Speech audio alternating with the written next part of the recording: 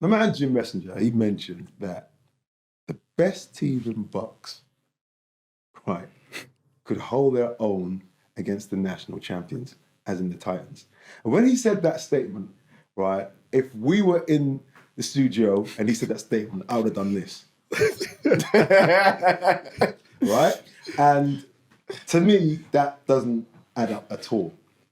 Right? Yes, he mentioned about there's an influx of US players, international or European players, American players, and let's just be real, they do make an impact. It's just as simple as that. They do. Of course they do. But what's your spin on this, Tonye, man? What is your spin? Because I don't. Jim has been around BUCS. He's been around BAFA. You know, he's a seasoned coach. He's done it. He's worked on the board for BAFA. You know, he's seen it, done it. But for him to come out with a statement like that, there must be some truth behind it. I'm not convinced. What's your spin on this? I don't know. It's an interesting one because again, it's all hypotheticals, isn't it? Like until the game happens, no one knows for certain. I think the one thing I would say, so obviously UE, University of West England, the west of England, have obviously won the BUCS national championships for 3 years in a row. So that's the University of West. University of the West of England. The West of England. Yeah, Right. Okay. UWE. So yeah, they've obviously won the national championships for the last 3 seasons. American football for UE is one of their performance sports. So they have 3 performance sports where the university have essentially said these are the 3 sports where we're heavily investing towards. These are the sports where we're just going to pump a lot of sort of resources into and try and absolutely dominate those sports. So squash, basketball, and obviously American football. Yeah. Interesting. So those are the 3 sports, and obviously the proof's been in the pudding. They've won the last 3 seasons. I think the last 2 finals. So the final in 2022 was, I think, a 7-point game against Nottingham Gold in the finals. The second game, I think, again was within 1 score as well, and it was slightly more comfortable in the game against Durham this year. So. Again, they've recruited a lot of players. They've been, again, one of those privileged institutions who've, like I said, invested. Sorry, when you say recruited a lot of players, we're talking about from the stateside, or are we talking so about... I think they have North Americans. I think they've had some people who've played in the ELF as well, and I think potentially like the CFL as well, who they've had a sort of students and been able to sort of compete for them. In terms of how that team would have gotten on in the National League, again, like I said, in the BAFA National League, there's no way of knowing. I think. Well, I know you're saying there you go, you're sitting on the fence, man. But you have seen Titans play, the Warriors play. You know, you've seen top teams in BUCS play. Yep. You know, just casting your eye back to that and looking at the level of the play. Yeah.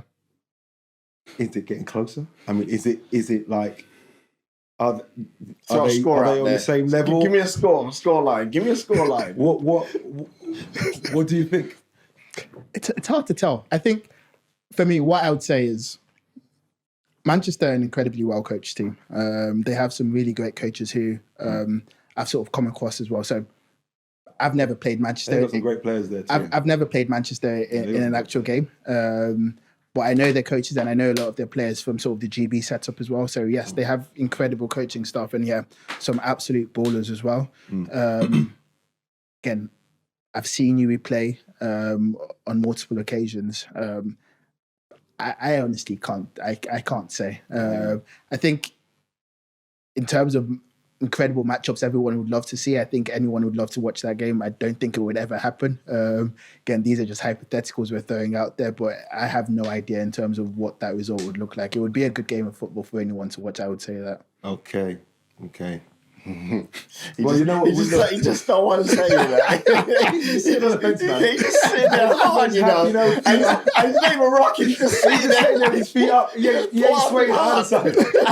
Man, plotting hard, but he don't even sway. The fence is comfortable. Yeah. You're balancing real good, bro.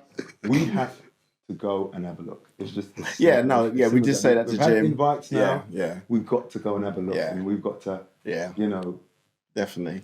I think we've got to show have our own opinion on this. Yeah. So I think so. We're hearing this message too often now. Yeah. Too often. So we're in the works of trying to get a national league for box next year, which hopefully should be sort of elevate sort of our competition to the next level. So if that's going to be the elite teams. It is. And how that's been calculated. So the teams who have been selected for that have been calculated based on their box points over the last 3 seasons. So box points, just to explain. So league points for American football, you get 2 points for winning a game, 1 point for obviously drawing, and nothing for losing. Based on your final league position, there are box points which you get based on that. So I don't know the exact numbers now, but I think so. In the Premier North and Premier South, if you finish first, you get 50 points for winning that competition, or finishing first in the Premier North. Finishing second, you get 49, 48, 47, 46, down to 45. Then in Tier 1, which is Div 1, which we call in the BAFA leagues, for winning that league, you get 30 points. Then 29, 28, and then works his way down. So those are box points. Then for the playoffs, so the national championships, national trophy, and the Southern Conference Cups as well, there are points associated with winning those competitions as well. So for winning national championships, I think it's 50 points you get as well. So again, those are your box points. And ultimately, all these box points you get for each of our 24 different sports, and that goes to your university. And there's basically an overall league table for box points, where your university, based on the points they've accumulated across all our league and knockout sports and our events as well, basically puts you on those league tables. So for universities, again, box points matter because universities care about where they are in that overall rank. So Loughborough have been number 1 on the box table for, I think, the last 40 years. I think Nottingham have been second. That's why they moved the programme. So Nottingham have been second, and I think that's a recent thing. But again, like I said, those box points matter a lot. So the 5 teams who have been selected or been offered a position for the National League, they were done based off the box points they've attained in the American football over the last 3 seasons. So again, the hope is if the National League does happen again, that is going to be, like I said, a better standard of competition and sort of potentially a more marketable game as well, and closer, tighter games hopefully as well. So yeah, I would definitely say if that happens, do get out and about then and watch those games. We hopefully would try and stream a few of them on sort of our box platforms as well, just again so you can see what the best of the best looks like within box. You know what I just said there, Mega, did you? I said that's why they moved it to. Yeah, that's why they moved that program. Yeah. And then you talk about the NFL. Academy. Yeah. For that simple reason, if they've been number 1 for the last 40 years, that's like a no-brainer, isn't it? So Loughborough is essentially a sports institution. When you sort of think about sports within the HE sector, the first name that comes to your mind is Loughborough. They have an incredible program when it just comes to everything essentially. So state-of-the-art facility. So Big Wednesday, which like I said is sort of our culmination of the league and knockout program, was at Loughborough in April, and it's going to be at Loughborough for the next two years as well. So that makes sense. What do you? Yeah.